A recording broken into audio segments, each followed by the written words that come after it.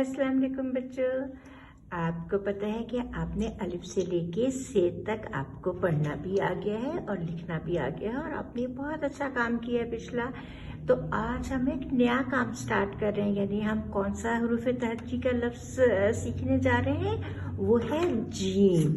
आप देखेंगे कि जीम कैसे लिखा हुआ है। आपने इसके यहाँ पे सारा जीम के पेट में एक नुक्ता, और जीम से क्या क्या चीजें बनती हैं, जीम जा जग, जीम जा जाला। यहाँ पे आप देखें जीम जा जाल, जीम जा जाला, जीम जा जग। आपने इस जीम के ऊपर यहाँ पूरे पेज पे ट्रेसिंग करनी है और इसको इन अल्फाज को पढ़ना भी है इन तस्वीरों के साथ। इसके बाद फिर आप दूसरा जो पेज है वो आपका जीम की मश्क है। आप देखें यहाँ पे, यहाँ मश्क है इसकी, यानी ये कि इसकी रिवीजन है जीम की।